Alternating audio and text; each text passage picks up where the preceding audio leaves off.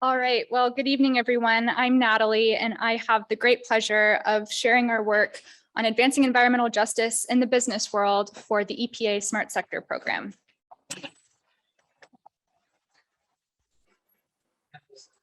No? Yeah, there we go. Here's a brief idea of what I'll cover tonight. I'll start by reminding you of a couple of key details of our project. Then I'll walk you through our methodology and our interview process. From there, I'll talk about some key findings, which includes a case study. Final recommendations are next, and then I'll close with some parting thoughts and next steps for the team. So back during the midterm presentations in March, we walked you through the history of redlining, which is a discriminatory zoning practice out of the 1930s. The day after the midterm briefings in March, the New York Times published a study out of the University of Washington and UC Berkeley. And the study shows that communities of color, like these in Oakland, California, still experience disproportionate environmental burdens today because of these historic discriminatory systems, nearly 100 years later. Thankfully, several groups, organizations, companies, and governments are working to address or advance environmental justice today. For example, in 2021, the Biden administration signed on 2 executive orders on environmental justice, both of which launched the Equity Action Plan and Justice 40. With this increased activity out of the White House, companies started to ask the Environmental Protection Agency, or the EPA, for advice about how to implement EJ into their own business strategies. So this is where our client comes in. The EPA the Smart Sectors Program is a non-regulatory office within the EPA, and they focus on collaborating and building solutions with companies across 14 different sectors, including chemical manufacturing, which is what the EPA asked us to focus on. The EPA asked us to do 2 things. First, identify how chemical companies are currently approaching EJ, if at all. And second, develop a framework for companies that might want to implement EJ into their own business practices. The EPA wanted to implement our framework to the other 13 sectors it worked with, so replicability was something that we were to keep in mind. At the midterm briefings, you might remember that we were in a bit of hot water as we were having trouble getting companies to respond to our request for interviews.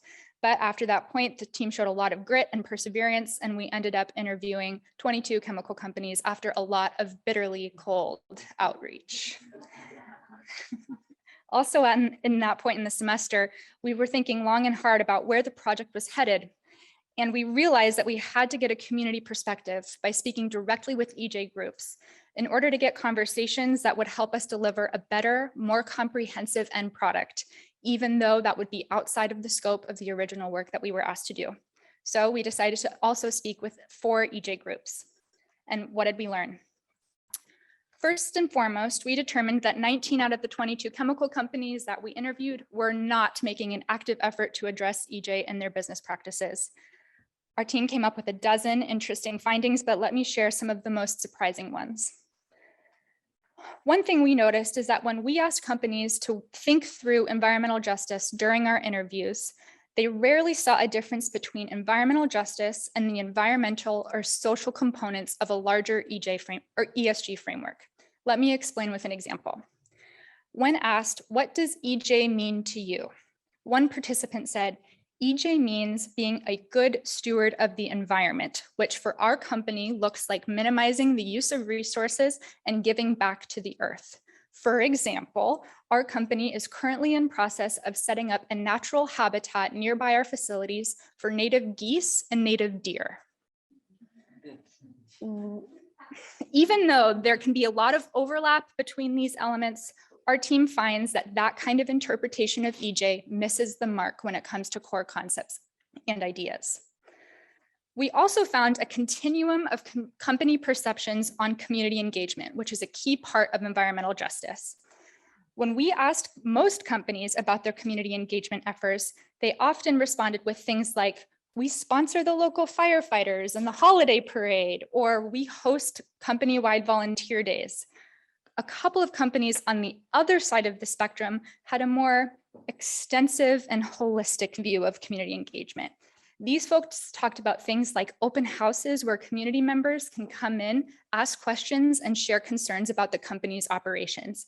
It is this side of the spectrum where meaningful two-way communication happens. Let me show you how one company, Seventh Generation, approaches environmental justice. They are one of the 3 companies that we interviewed and determined were in active pursuit of EJ. Seventh Generation primarily makes household cleaning products, and they've positioned themselves around core tenets of health, sustainability, and equity for over 30 years. Today, Seventh Generation has a unique and internal definition of EJ, and they have released official statements about their responsibility to address systematic create systematic change by addressing root causes. In terms of their strategy, Seventh Generation trains their own employees on environmental justice. They maintain direct partnerships with several EJ groups, and they advocate for EJ legislation on multiple governmental fronts. We did not find a company with this strong of a stance other than Seventh Generation. But still, even with all of that, Seventh Generation faces criticism from EJ groups because of their permitted but questionable connection to toxic chemicals. At the end of the day, Seventh Generation is not perfect. So to address EPA's first question, which is essentially, what are companies currently doing? Our answer is not much. This brings us to the second part of the project, which is essentially the EP asking us, what do we tell these companies that are asking us for advice? And could you maybe develop an EJ framework so that we could apply it to the other 13 sectors we're working with? And our answer is not exactly. There is not a replicable one-size-fits-all framework out there, not when we're talking about such a wide variety of companies, and not when we're talking about something as localized as environmental justice is. So we'll explain to the EPA that we can't deliver exactly what they asked for, but we have a couple of other ideas. The first of which is something we are calling preliminary steps. And we're recommending that the EPA suggest clear first steps that all companies could implement to advance EJ. What might these steps look like, might you ask? A company starts by conducting a baseline assessment of redlining in their nearby communities. They then draw up a map of surrounding environmental issues and demographic trends. Those 2 steps should occur while a company is actively pursuing relationships with environmental justice groups. And with all of that insight, then a company can create their own definition of EJ and implement a strategy. Our conversations with the EJ groups highlighted the importance of involving community members as much as possible. So we recommend that the EPA evaluate their recommendations, their guidance, and their preliminary steps by consulting community groups each year. We see this as the best way to marry a bottom-up, top-down approach. So the goal of this recommendation and the preliminary steps is to encourage companies to get a baseline assessment of what's going on in their communities on the EJ front.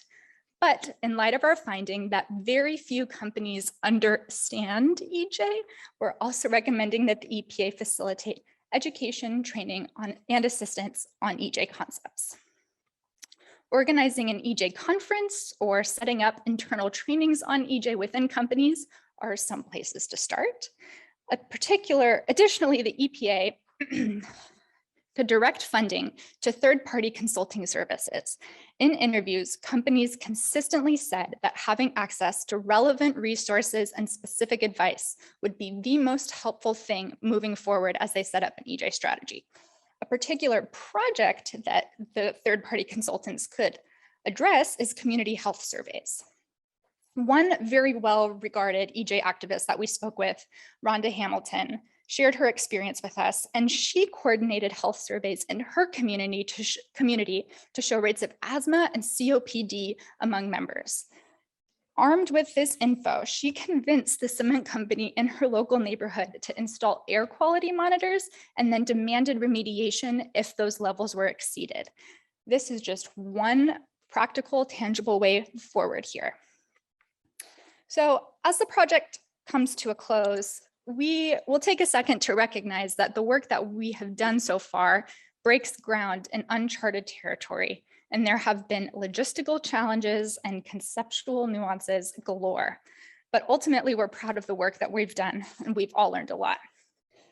In the end, advancing environmental justice in the business world is an ongoing process, and companies are only at the beginning of a very long road ahead. But with the insight from EJ Groups, we built recommendations that give both the EPA and companies somewhere to start. We're currently in the process of sharing our written report with the companies that we interviewed. We're all very much looking forward to presenting our findings and recommendations with the Smart Sectors team in Washington, DC next week. And the Project One pager will be distributed across the entire EPA in the months to come. This will not be the last that we'll see of this project, and thank goodness for that. I'm happy to take any questions. Thank you.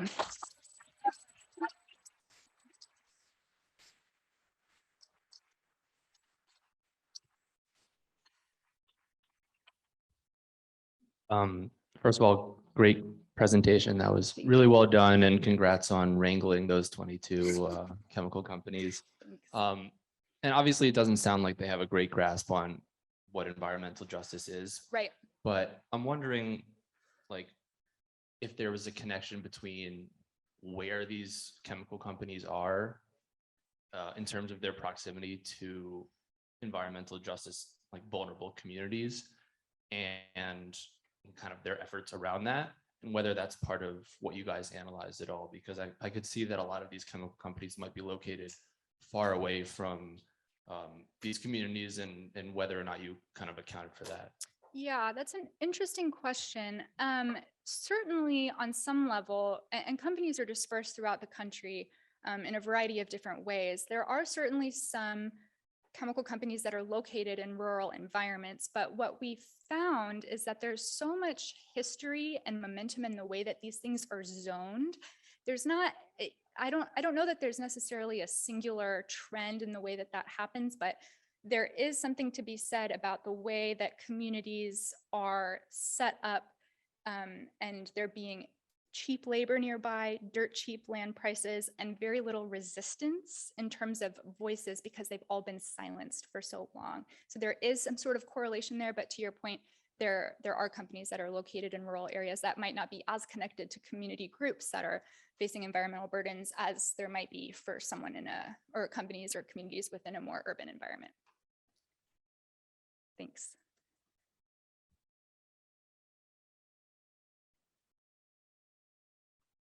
Great presentation. Kind of have a twofold question, and this Sure. relates to the companies that you interviewed. So Yeah. I was wondering, so you talk about chemical manufacturers, but with the seventh generation, it kind of leads into the consumer goods industry as Totally. well. So I was wondering kind of the makeup of Yeah. the 22 companies, and then also who from those companies were you talking with? What kind of representatives were giving the information that you were asking? Yeah, great question. So to address your first point about seventh generation, they were kind of an interesting case because they do kind of range into the consumer goods territory, and they outsource a lot of their manufacturing of their chemicals. So they sit in a really interesting position.